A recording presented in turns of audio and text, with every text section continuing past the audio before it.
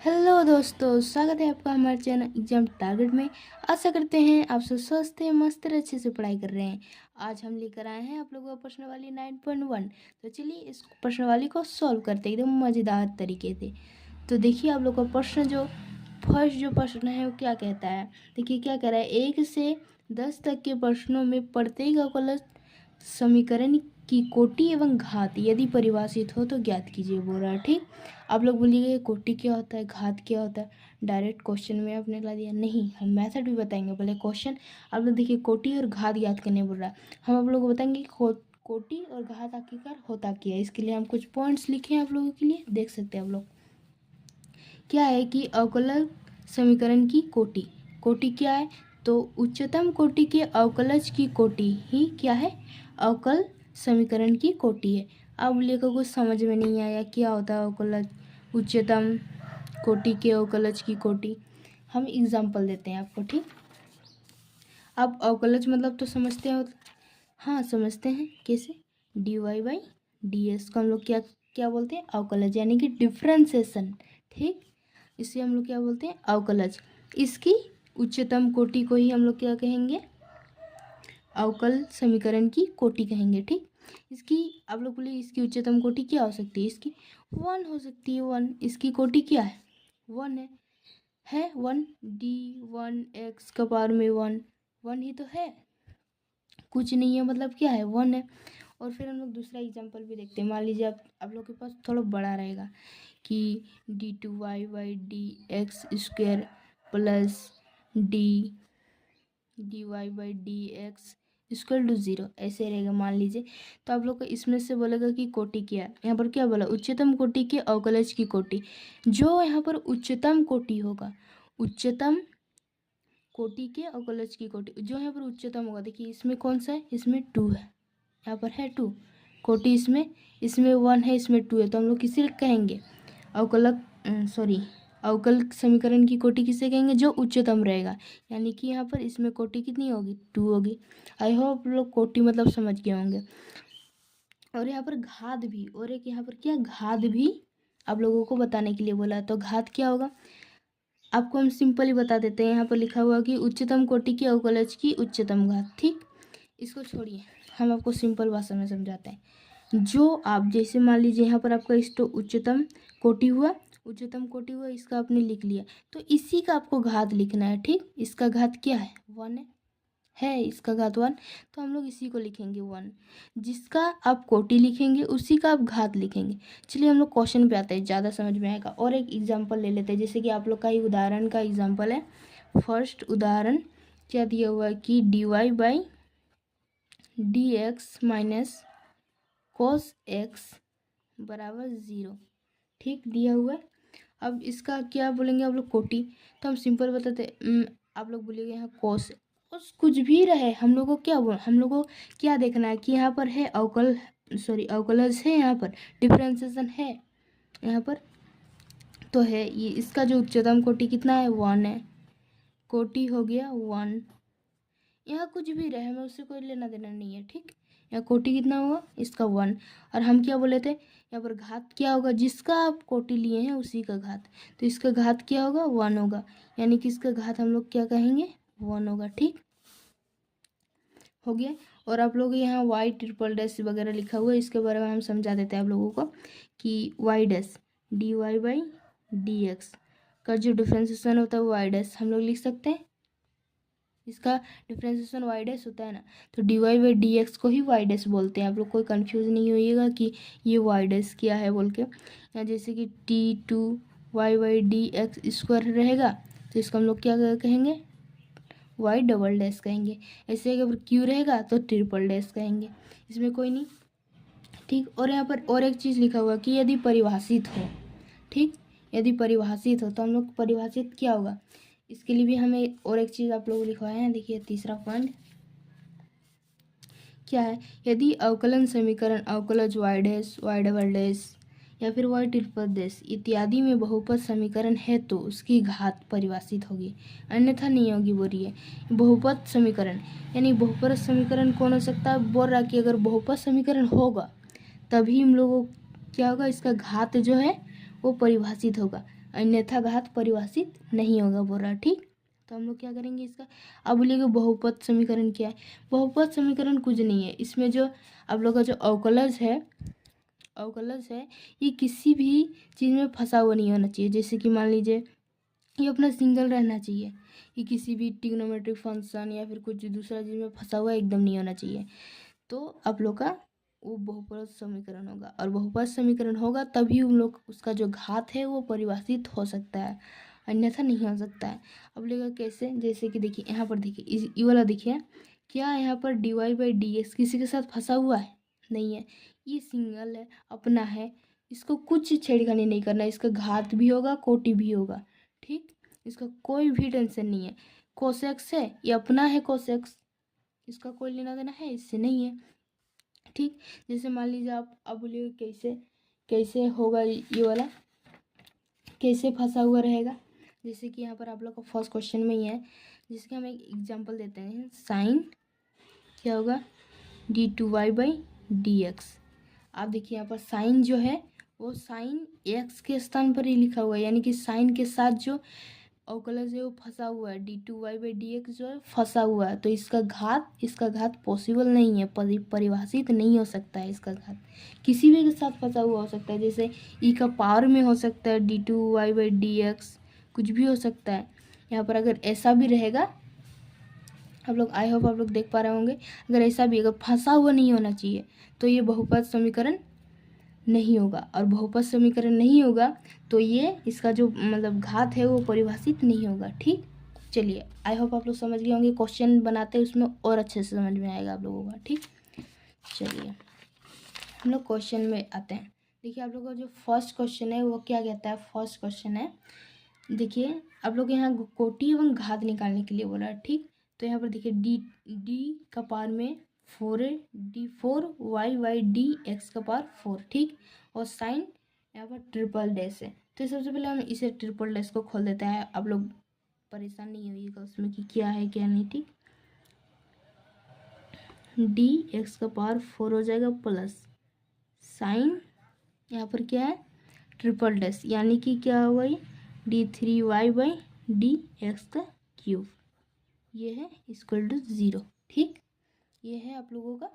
तो यहाँ पर देखिए सबसे यहाँ पर हम आप लोगों को कोटि क्या बताया था, जो उच्चतम क्या बोले थे कि उच्चतम कोटि के अवकलज की कोटि, उच्चतम अवकलज की कोटि। यहाँ पर अवकलज है, दो अवकलज है। यहाँ पर देखिए इसका जो उच्चतम कोटि है 4 है, इसका जो उच्चतम कोटि है वो 3 है। ठीक, तो हम क्या बोले थे, मतलब कोटि है वो 4 है, कोटि जो है इसका 3 है, तो उच्चतम कोटि कौन सा है, ये वाला है।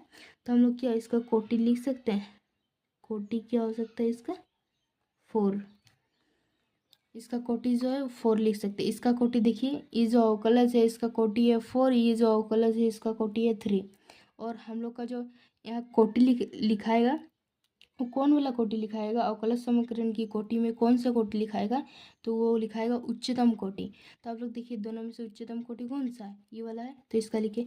और हम आपको क्या बताए थे, घात कैसे निकालेंगे हम लोग बोले थे जिसका आप कोटि लीजिएगा उसी का घात ले लीजिएगा। लेकिन हम और एक चीज़ बोले थे कि तीसरा पॉइंट में कि अगर वो बहुपद समीकरण हो तो आप बोलिएगा बहुपद समीकरण कैसे पहचानेंगे, हम आपको बता दिए थे। देखिए यहाँ पर भी, हाँ, यह जो साइन है वो फंसा हुआ है, सॉरी साइन फंसा हुआ नहीं है, जो अवकलज है वो साइन के साथ फंसा हुआ है। और हम बोले थे कि वो एकदम अकेले होना चाहिए, किसी के साथ फंसा हुआ नहीं होना चाहिए। अगर किसी के साथ फंसा हुआ है तो वो बहुपद समीकरण नहीं हो सकता है, और बहुपद समीकरण नहीं होगा तो उसका जो घात है वो परिभाषित नहीं हो सकता है।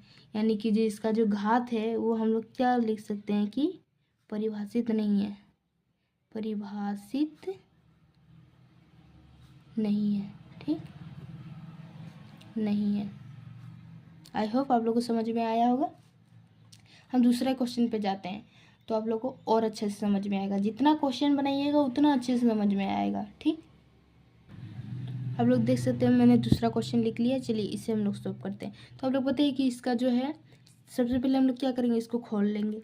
क्या करेंगे, y का डैश है तो हम लोग क्या करेंगे इसको dy/dx, y डैश यानी dy/dx प्लस 5y, क्या 5y बराबर 0। ठीक, अब इसका क्या है, इसका एक ही अवकलज है, तो लोग इसका क्या कोटि, उच्चतम कोटि क्या है, इसका कोटि क्या हो सकता है, इसका कोटि 1 हो सकता है, इसका कोटि 1 होगा, क्योंकि यहाँ पर एक ही अवकलज है और इसका कोटि क्या है, 1 है। ठीक, अब इसका घात, हम क्या बोले थे, घात क्या होगा, घात जिसका आप कोटि लेंगे उसी का घात लेंगे।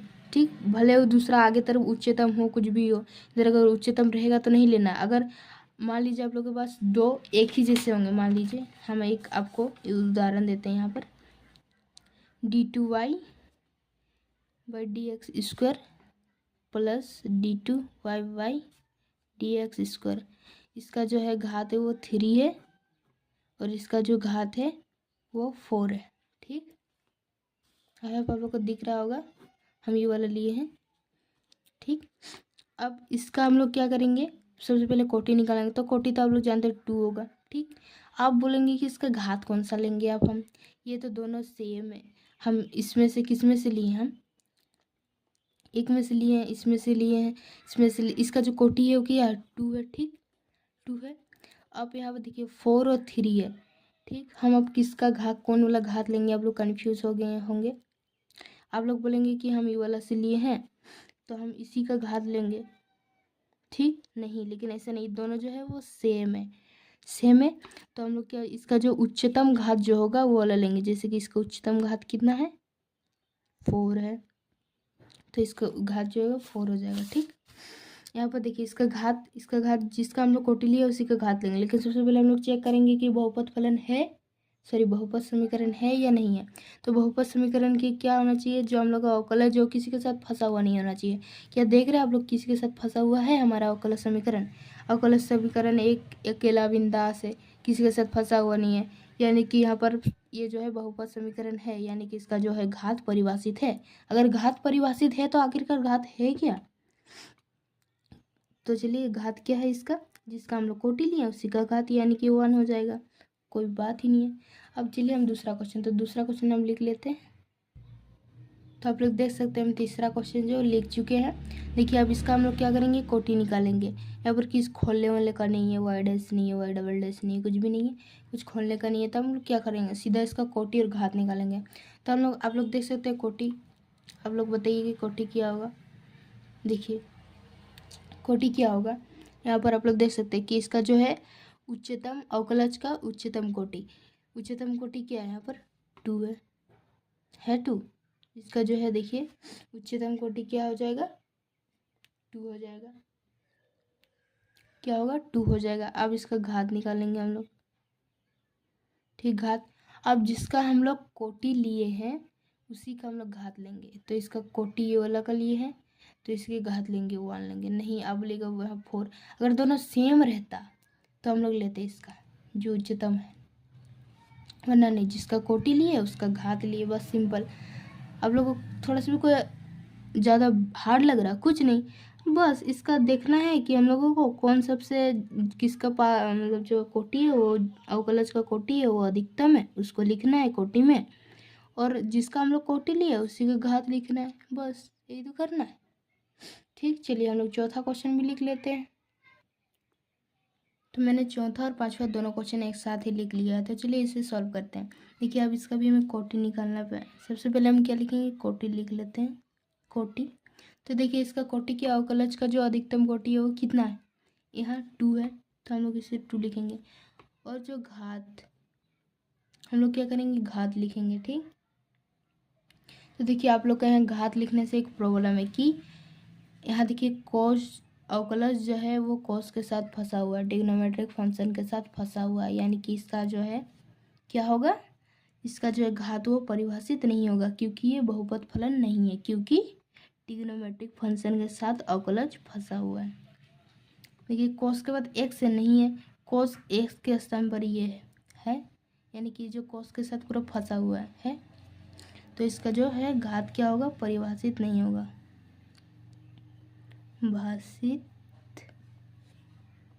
परिभाषित नहीं है, क्या है, नहीं है, नहीं है। ठीक, अब देखिए पांचवा क्वेश्चन को भी हम लोग सॉल्व कर लेते हैं। इसका हम लोग क्या करेंगे, कोटि लिखेंगे, कोटि तो इसका कोटि देखिए क्या होगा, यही एक अवकलज है, एक ही अवकलज है तो इसका कोटि क्या होगा 2, इसका उच्चतम कोटि 2 हो जाएगा।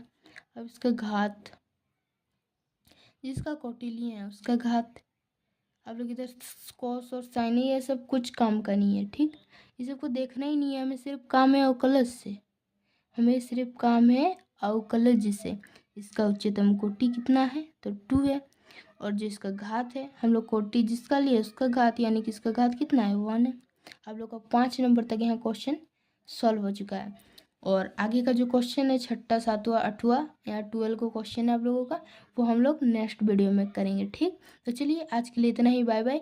और अगर आप लोगों को कहीं पर भी डाउट होता है तो आप लोग पूछ सकते हैं, और इससे जो इसका जो 6ठा नंबर का क्वेश्चन है उसका आंसर आप मुझे कमेंट में बताइएगा, ठीक। मैं क्वेश्चन लिख दूँ क्या, चलिए लिख देती हूँ। अगला क्वेश्चन 6ठा नंबर का क्वेश्चन क्या है, तो 6ठा नंबर का क्वेश्चन मैं लिख देती हूँ आप लोगों को,